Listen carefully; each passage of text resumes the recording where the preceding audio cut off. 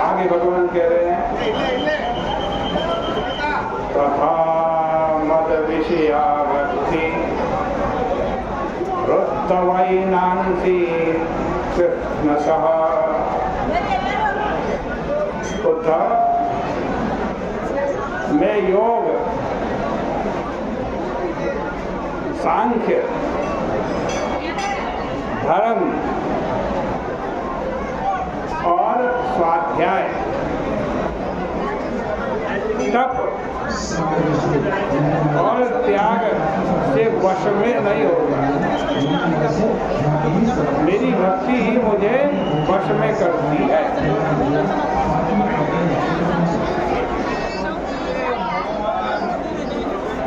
केवल एक भक्ति उससे ही मैं वश में होगा। मेरी भक्ति लोगों को भी पवित्र कर देती है।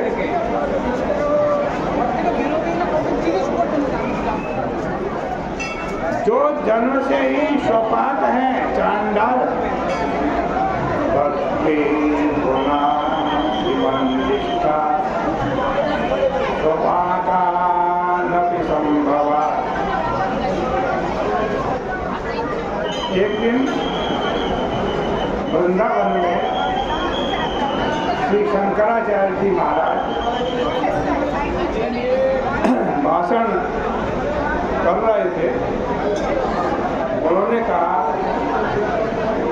कि जाति से, विद्या से, बुद्धि से, ऐश्वर्य से, धन से कोई श्रेष्ठ नहीं होगा। श्रेष्ठ वही है जिसके हृदय में भगवान की भक्ति हो। यही भगवान कहते हैं और यही भागवत धर्म है। भगवान कह रहे हैं उद्धव जी, यदि किसी में सत्य दया से युक्त धर्म हो और तपस्या से युक्त विद्या हो, परंतु भगवान की भक्ति न हो, वह धर्म और विद्या उसको पवित्र नहीं कर सकती। जिसके हृदय में भक्ति नहीं, शरीर में रोमांच नहीं, चित्त में द्रवता नहीं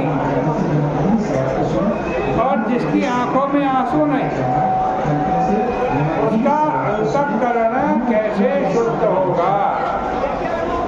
वाक् गदगदा द्रवते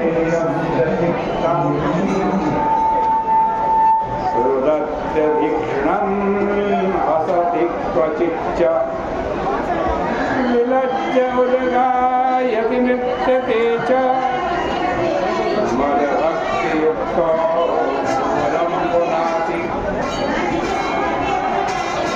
जिसकी वाणी प्रेम से गदगद हो रही है, जो बार बार रोए, हंसे, गान करे और नाचे, वो क्या करता है? वो सारे संसार को पवित्र कर देता है। भगवान कह रहे हैं, यहाँ मैं आपको ये सुनाना चाहता हूँ कि योगेन धर्मेण आत्मानं पुनाति। योग से, धर्म से मनुष्य अपने को पवित्र करता है। ज्ञानेन अविद्या निवृत्ति द्वारा आत्मानं पुनाति। ज्ञान से अविद्या की निवृत्ति द्वारा भी मनुष्य अपने आप को पवित्र करता है। ठीक है, परंतु भक्ति युक्त भुवनम पुनाति। भक्ति युक्त भुवनम पुनाति। भक्ति युक्त मनुष्य 14 भुवनों, सारे लोगों को, सारे लोगों को पवित्र कर देगा।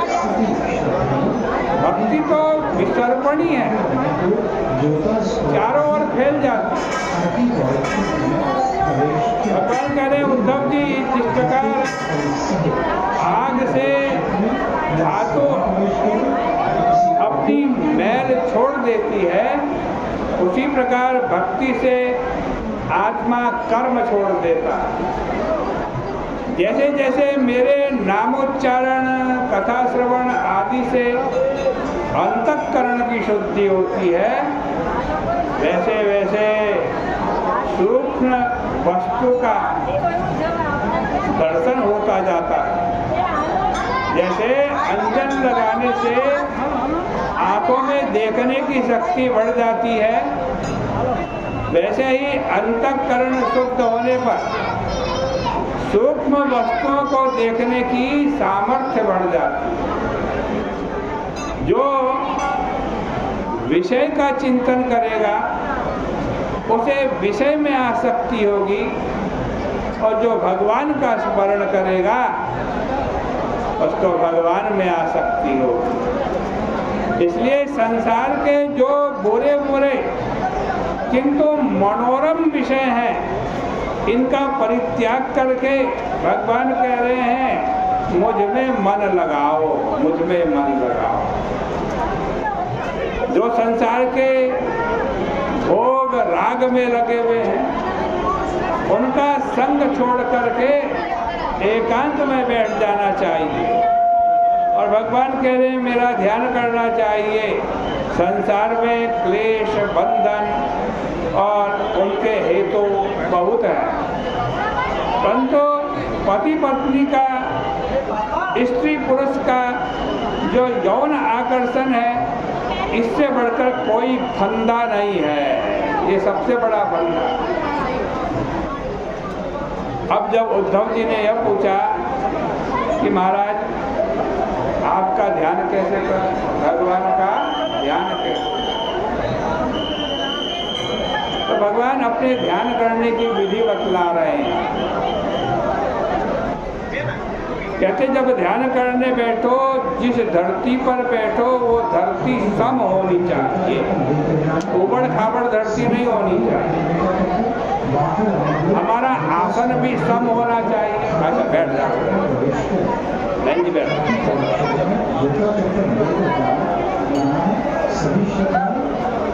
बैठने का ढंग भी सम होना चाहिए।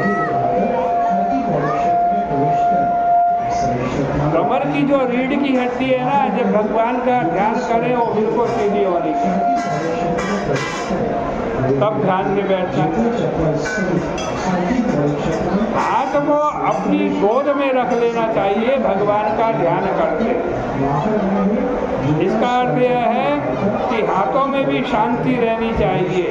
दृष्टि को नासिका के अग्रभाग पर स्थिर करना चाहिए। आंखें चंचल होकर इधर उधर जा रही हो तो मन में एकाग्रता नहीं हो सकती। पुरुष तो आंखों में ही बैठकर इधर उधर घूमता है, इसलिए दृष्टि स्थिर होना अनिवार्य है। और उसके बाद पूरक, कुंभक, रेचक प्राणायाम करके ओंकार का घंटा नाद तुल्य उच्चारण करके अपने मन को ऊपर ले जाना चाहिए।